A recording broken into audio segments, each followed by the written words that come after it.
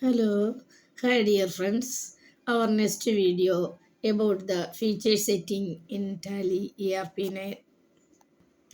There are mainly two feature setting related to accounting functions and its inventory functions.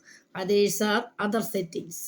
Our account books preparations and our subsidiary book preparations, which invoices are to be setted. These functions allowed in feature settings, inventory features and accounting features. In case you use the F11 function key in any inventory system needed, then get the inventory features. Other inventory inputting system allow accounting features. You enter any voucher entry or other creation screens, you use the F11 to get in accounting related accounting features, inventory related inventory features. Other than we can use F11 from the gateway of Tally, then we get a separate feature option. What options, menus, inventory features and accounting features, other features, taxation ഇങ്ങനെയുള്ള വകുപ്പുകളെല്ലാം വരുന്നത് gate വേ ടാലിയിൽ വെച്ചാണെങ്കിൽ, അതല്ലാതെ ഏതൊരു inputting സ്ക്രീനിൽ വെച്ച് നിങ്ങൾ F11 കൊടുത്താലും അക്കൗണ്ട്സിൻ്റെ ആണ് accounts related features കിട്ടും, ഇൻവെൻട്രിയുടെ ആണ് ഇൻവെൻട്രി റിലേറ്റഡ് ഫീച്ചേഴ്സ് കിട്ടും. ഈ രണ്ട് ഫീച്ചേഴ്സും സെപ്പറേറ്റ് സെറ്റിങ്സ് ആണ്. നമുക്ക് ഇഷ്ടമുള്ള ഫീൽഡിൽ വെച്ച് ആ കീയുടെ സഹായത്തോടു കൂടി നമുക്ക് സെറ്റിംഗ് ഉപയോഗിക്കാൻ പറ്റും. Here looks, this is the account features window.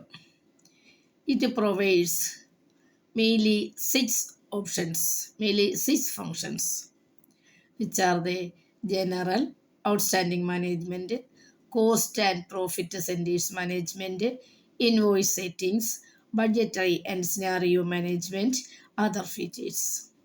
ഇങ്ങനെ 6 ഹെഡുകളിലായിട്ട് നമ്മൾ അക്കൗണ്ട് റിലേറ്റഡ് ഫീച്ചേഴ്സുകൾ നമുക്ക് ആവശ്യമുള്ളത് എസ് എന്ന ഓപ്ഷനോട് നോ എന്ന ഓപ്ഷനോ ഉപയോഗിച്ച്, ലോജിക്കൽ ഓപ്ഷനാണ് എസ് ആവശ്യമുള്ളത് എസ് കൊടുക്കുക, അല്ലാതെ നോട്ട് ഓട്ടോമാറ്റിക് ആവശ്യമുള്ളത് നമുക്കിവിടെ എസ് കൊടുത്ത് സെറ്റ് ചെയ്ത്, ഒരിക്കൽ എസ് കൊടുത്ത് നിങ്ങൾ ഇൻപുട്ട് ചെയ്ത് ട്രാൻസാക്ഷൻ ഓൾറെഡി ഉണ്ടെങ്കിൽ പിന്നെ അതിനെ ചേഞ്ച് ചെയ്യാൻ പറ്റുന്നതല്ല. ഇവിടെ നമുക്ക് ഫസ്റ്റ് പാർട്ട് എന്ന് പറയുന്നത് ജനറലാണ്, integrated and inventory. This facility allows to input accounting and stock management direct. ഇവിടെ നമ്മൾ ഇൻവെൻട്രി അക്കൗണ്ട്സ് ഉള്ളി ആണെങ്കിൽ അക്കൗണ്ട്സ് ഉള്ളി നമുക്ക് ട്രേഡിംഗ് യൂസ് ചെയ്യേണ്ട ആവശ്യമില്ല, ഇൻവെൻട്രി രജിസ്റ്റേഴ്സ് ഒന്നും കിട്ടത്തില്ല. ഇൻവെൻട്രിക്ക് സെപ്പറേറ്റ് എൻട്രി ഇട്ട് കൊടുത്ത് സ്റ്റോക്ക് ക്ലോസിംഗ് സ്റ്റോക്ക് അഡ്ജസ്റ്റ് ചെയ്യാൻ മാത്രമേ പറ്റുകയുള്ളൂ. അല്ലാതെ സ്റ്റോക്ക് രജിസ്റ്ററുകളോ സ്റ്റോക്ക് ബേസിലെ ഇൻവോയ്സ് ബില്ലുകളോ ഇൻപുട്ട് ചെയ്യാൻ പറ്റില്ല. ഇൻ്റഗ്രേറ്റഡ് അക്കൗണ്ട്സ് ഉള്ളിക്കകത്ത് ഇൻ്റഗ്രേറ്റഡ് അക്കൗണ്ട്സ് ആൻഡ് ഇൻവെൻട്രി, ഇൻവെൻട്രിയും അക്കൗണ്ട്സും കൂടെ ഇൻ്റഗ്രേറ്റ് ചെയ്യണം എന്ന് നമ്മൾ എസ് കൊടുത്താൽ നമുക്ക് സ്റ്റോക്ക് മാനേജ്മെൻറ്റും അപ്ഡേറ്റ് ചെയ്യാനും P&L വരെയുള്ള ഒരു ബില്ല് തൊട്ട് P&L വരെയുള്ള ഓട്ടോമാറ്റിക് എല്ലാ രജിസ്റ്ററുകളിലും അപ്ഡേറ്റ് ചെയ്തെടുക്കാൻ നമുക്ക് കഴിയും. ചിലയിടത്തൊക്കെ ഇൻവെൻട്രിക്ക് സെപ്പറേറ്റ് പാർട്ടായിരിക്കും. അങ്ങനെയാണെങ്കിൽ നമ്മളിവിടെ അക്കൗണ്ട്സ് ഉള്ളിയാക്കി വയ്ക്കാം. ഇവിടെ നമ്മൾ അക്കൗണ്ട്സ് ആൻഡ് ഇൻവെൻട്രി ഉള്ളി എസ് ആണ്. അത് എസ് ചെയ്ത് നമ്മൾ ഇൻപുട്ട് ചെയ്ത് കഴിഞ്ഞാൽ പിന്നെ എഡിറ്റ് ചെയ്യാൻ പറ്റത്തില്ല. ഇത് ഇതിൻ്റെ മെയിൻ സെറ്റിങ്സ് ആണ്. അടുത്തതായിട്ട് income expenses statement instead of P&L. നമുക്ക് നോൺ ട്രേഡിംഗ് ആണ് ഇൻകം ആൻഡ് എക്സ്പെൻസസ് സ്റ്റേറ്റ്മെൻറ്റ് മതി. ട്രേഡിംഗ് ബിസിനസ് ആണെങ്കിൽ P&L തന്നെ വേണം. ഈ P&L റിപ്പോർട്ട് അതിൻ്റെ പ്രിൻറ്റിംഗ് ഓപ്ഷനകത്ത് നമുക്ക് വെർട്ടിക്കൽ വേണോ ഹൊറിസോണ്ടൽ വേണോ എന്നൊക്കെയുള്ള പ്രിൻറ്റിംഗ് ഓപ്ഷൻസ് ഉണ്ട്. ഇവിടെ നമുക്ക് ഇൻകം ആൻഡ് എക്സ്പെൻഡിച്ചർ സ്റ്റേറ്റ്മെൻറ്റ് P&Lന് പകരം ഇൻകം ആൻഡ് എക്സ്പെൻഡിച്ചർ സ്റ്റേറ്റ്മെൻറ്റ് വേണോ വേണ്ടേ എന്നുള്ളതാണ്. എസ് കൊടുത്താൽ നിങ്ങൾക്ക് നോൺ ട്രേഡിങ്ങിന് ഇൻകം ആൻഡ് എക്സ്പെൻസ് കിട്ടും, ട്രേഡിങ്ങിന് P&L എടുക്കുക. അലോ മൾട്ടി കറൻസി സിസ്റ്റം, നമുക്ക് ഒന്നിലധികം കറൻസി യൂസ് ചെയ്യണമെന്നുണ്ടെങ്കിൽ നമ്മളിവിടെ യെസ് കൊടുക്കുക. മൾട്ടി കറൻസി സിസ്റ്റം യെസ് കൊടുത്തു കഴിഞ്ഞാൽ നമുക്ക് അത് യൂസ് ചെയ്യാൻ പറ്റും ഇൻപുട്ട് ചെയ്യുന്ന സമയത്ത്. Next one, outstanding management, maintaining bill wise details for non trading accounts also. Non trading account ഉൾപ്പെടെയാണ് നമ്മളിവിടെ മെയിൻറ്റെയിൻ ബിൽ വൈസ് ഡീറ്റെയിൽസ്. ഞാൻ എസ് കൊടുത്തു കഴിഞ്ഞാൽ നമുക്ക് already sundry debtors sundry creditors ഇവർക്കൊക്കെ നമുക്ക് പീരീഡ് സെറ്റ് ചെയ്യാൻ, ക്രെഡിറ്റ് ലിമിറ്റഡ് പീരീഡ് സെറ്റ് ചെയ്യാൻ പറ്റും.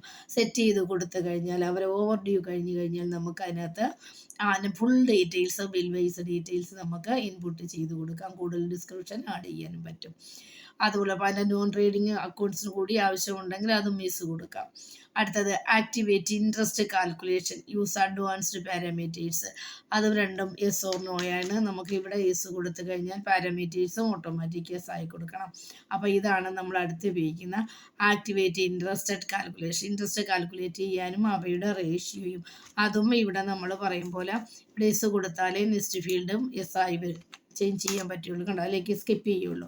അപ്പോൾ ഇവിടെ നമുക്ക് യെസ് കൊടുത്ത് സേവ് ചെയ്ത് ഇൻട്രസ്റ്റ് കാൽക്കുലേഷൻ റേഷ്യോ, അതായത് ബിൽ വൈസ് ഡീറ്റെയിൽസ് ഒക്കെ നമ്മൾ കൊടുത്ത് ഔട്ട്സ്റ്റാൻഡിങ് കിടക്കുന്നതിന് ആഫ്റ്റർ അവർ ക്രെഡിറ്റ് ലിമിറ്റ് കഴിഞ്ഞ് റേഷ്യോ ഇൻപുട്ട് ചെയ്ത് കൊടുക്കണമെന്നുണ്ടെങ്കിൽ നമുക്ക് റേറ്റ് ഓഫ് ഇൻട്രസ്റ്റ് ഇൻപുട്ട് ചെയ്ത് കൊടുക്കുക, അത് കാൽക്കുലേറ്റ് ചെയ്യാം. Next one cost profit centres management. അവിടെ നമ്മൾ മെയിൻറ്റെയിൻ പേറോൾ ഉണ്ട്. സാലറി സംബന്ധമായ എല്ലാ കാര്യത്തിനും സെപ്പറേറ്റ് ഒരു വിങ് തന്നെയുണ്ട്, സെപ്പറേറ്റ് ഒരു പാർട്ടാണ് ഒക്കെ പേറോൾ സിസ്റ്റം. പേറോൾ മെയിൻറ്റെയിൻ ചെയ്യണമെങ്കിൽ നമുക്ക് ഇവിടെ എസ് കൊടുക്കാം. സെപ്പറേറ്റ് പേറോൾ വൗച്ചറുകളുണ്ട്. പേറോൾ വൗച്ചറുകളിൽ നമുക്ക് പേറോൾ സാലറീസ് കാൽക്കുലേഷൻ എല്ലാം നമുക്ക് അതിനകത്ത് ചെയ്യാം. ഗ്രാറ്റുവിറ്റി, പ്രൊവിഡൻറ്റ് അങ്ങനെയുള്ള കാര്യങ്ങളെല്ലാം അതിനകത്ത് നമുക്ക് കാര്യങ്ങളെല്ലാം ചെയ്യാം. പേറോൾ അതിനകത്ത് സെപ്പറേറ്റ് ഒരു വിങ്ങായിട്ട് സെപ്പറേറ്റ് വൗച്ചർ എൻട്രി സിസ്റ്റവും കിട്ടും, സെപ്പറേറ്റ് റിപ്പോർട്ടുകളും ERP തന്നെ. അത് കഴിഞ്ഞാൽ മെയിൻറ്റെയിൻ കോസ്റ്റ് സെൻറ്റേഴ്സ്, അവിടെയും തന്നെ മതി ജോബ് ഓർഡർ കോസ്റ്റ് സെൻറ്റേഴ്സ് ഉണ്ട്. ഇത് കൊടുത്താൽ മാത്രമേ അത് അങ്ങോട്ട് പോവുകയുള്ളൂ, താഴോട്ട്. അപ്പോൾ കോസ്റ്റ് സെൻറ്റേഴ്സ് കൊടുക്കുന്നതെങ്കിൽ നമുക്ക് ജോബ് കോസ്റ്റിംഗ്, ഫാക്ടറി അതായത് ഗോഡൗണിൽ നിന്നൊക്കെ നമുക്ക് അങ്ങോട്ടും ഇങ്ങോട്ടും ജോബ് കോസ്റ്റിങ്സ് ഉണ്ട്. ഓൺ പെയറോൾ കോസ്റ്റ് കാറ്റഗറികൾ തിരിച്ചു കൊടുക്കാം. അതായത് സബ് ഏജൻസിയോ അല്ലെങ്കിൽ എക്സിക്യൂട്ടീവ് ബേസിലോ അവളെ എത്രമാത്രം അവർ മാർക്കറ്റിംഗ് ചെയ്തു, അവരോട് എക്സ്പെൻസ് എത്രയാണ്, അവരൊക്കെയുള്ള സെപ്പറേറ്റ് പ്രോഫിറ്റ് കോസ്റ്റ് മാനേജ് ചെയ്യണമെന്നുണ്ടെങ്കിൽ പേഴ്സണൽ ബേസ് ആയിട്ട് അതിന് നമുക്കിത് സെൻറ്റർ ഉപയോഗിക്കാം. കോസ്റ്റ് സെൻറ്റേഴ്സുകളുണ്ട്. അതുപോലെ pre defined cost center allocation during entry ചെയ്യുമ്പം തന്നെ നമുക്ക് വേണമെന്നുണ്ടെങ്കിൽ അത് യെസ് കൊടുക്കാം. Show opening balance for revenue item reports and opening balance show ചെയ്യണമെന്നുണ്ടെങ്കിൽ നമുക്ക് അതവിടെ യെസ് കൊടുക്കാം. അപ്പോൾ ഇത്രയും കാര്യങ്ങളാണ് ഇതിനകത്ത് വരുന്ന മെയിനായിട്ടുള്ളത്. നെക്സ്റ്റ് വൺ ഇൻവോയ്സിങ് ആണ്. Hello invoicing, enter purchase and invoice format നമ്മൾ എസ് കൊടുത്തിട്ടുണ്ട്. സെയിൽസ് ബില്ലും പർച്ചേസ് ബില്ലും ഇൻപുട്ട് ചെയ്യുമ്പോൾ നമുക്ക് ഇൻവോയ്സിങ് മെത്തേഡ് തന്നെ വേണം. ദാറ്റ് ഇൻവെൻട്രി അലോക്കേഷൻസ് ആണ്, അതുകൊണ്ട് നമുക്കിവിടെ എസ് കൊടുത്തു പോകുന്നു. അടുത്തത് ഡെബിറ്റ് ക്രെഡിറ്റ് നോട്ട് നമ്മൾ ഇൻപുട്ട് ചെയ്തതാണ്, നേരത്തെ പറഞ്ഞിട്ടുള്ളതാണ്. അവിടെ ഡെബിറ്റ് നോട്ടും ക്രെഡിറ്റ് നോട്ടും ചെയ്യണമെന്നുണ്ടെങ്കിൽ നമ്മളിവിടെ എസ് കൊടുത്തു പോകുന്നു.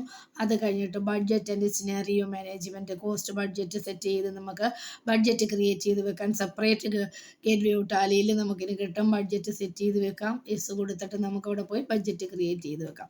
പിന്നെ ഇവിടെ നമുക്ക് റിവേഴ്സ് ജേണൽ ഓപ്ഷൻ വൗച്ചർ നമ്മൾ ഓൾറെഡി പഠിച്ചതാണ്. എസ് കൊടുത്ത് ഇവിടെ സ്കിപ്പ് ചെയ്ത് പോകാൻ കാരണം ഓൾറെഡി അതേ സാക്കി നമ്മൾ റിവേഴ്സും ഓപ്ഷനിലും എൻട്രി കൊടുത്തത് കൊണ്ടാണ് സ്കിപ്പ് ചെയ്ത് പോകുന്നത്.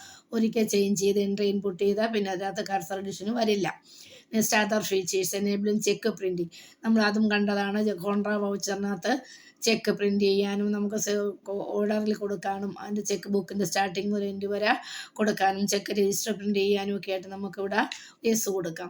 ഇനി അതുപോലെ നമ്മൾ വെറുതെ സീറോ വാല്യൂസ് ഇൻപുട്ട് ചെയ്തിട്ടുണ്ട്, എൻട്രീസ് ഏതെങ്കിലും സീറോ വാല്യൂസ് ഇൻപുട്ട് ചെയ്യാൻ അലോട്ടഡ് ആവണമെന്നുണ്ടെങ്കിൽ എസ് കൊടുക്കുക. സീറോ വാല്യൂസിൻ്റെ ആവശ്യം നമുക്കില്ല. ഇനി maintain multiple mailing details of our company ledgers, കമ്പനിക്ക് മെയിൻ അഡ്രസ്സ് നമ്മൾ ക്രിയേറ്റ് ചെയ്യുമ്പം കൊടുക്കും. അതല്ലാതെ ട്രാൻസാക്ഷൻ വൗച്ചറിനകത്തോ മെയിലിങ്ങിനകത്തോ സെപ്പറേറ്റ് കമ്പനിക്ക് അഡ്രസ്സും ഡീറ്റെയിൽസും കൊടുക്കണമെങ്കിൽ ഏത് സമയം വേണമെങ്കിലും നമുക്ക് പുതിയ അഡ്രസ്സ് കൊടുക്കുകയും എഡിറ്റ് ചെയ്യുകയും പറ്റും. അതുപോലെ അതിൻ്റെ ലോഗോ. ഇത്രയാണ് നമ്മൾ അക്കൗണ്ട് ഫീച്ചേഴ്സിനകത്ത് സെറ്റ് ചെയ്യേണ്ടത്. സെറ്റിംഗ് ഫംഗ്ഷനാണ്. ഒരിക്കൽ സെറ്റ് ചെയ്ത് ഇൻപുട്ട് ചെയ്താൽ പിന്നെ മാറ്റാൻ പറ്റത്തില്ല. കമ്പനിക്ക് ആവശ്യമുള്ളത് മാത്രം നമ്മൾ സെറ്റ് ചെയ്ത് കൊടുക്കുന്നു, അതനുസരിച്ചുള്ള ഇൻപുട്ട് കമ്പനി പ്രൊവൈഡ് ചെയ്യുന്നു, ടാലി പ്രൊവൈഡ് ചെയ്യുന്നു. ഇതേപോലെ തന്നെ നമുക്ക് എന്തുണ്ട്, ഇൻവെൻട്രി ഫീച്ചേഴ്സും ഉണ്ട്. ഇൻവെൻട്രി ഫീച്ചേഴ്സിന് കോമൺ ആയിട്ടുള്ളത് റിപ്പീറ്റ് ചെയ്യും, അല്ലാത്തത് സെപ്പറേറ്റ് വരുന്നുണ്ട്. ഓക്കെ, അടുത്തതൊരു ദിവസം നമുക്ക് ഇൻവെൻട്രി ഫീച്ചേഴ്സ് നോക്കാം. ബായ്, എല്ലാം വിശദമായി മനസ്സിലാക്കുക. Okay, thank you, bye.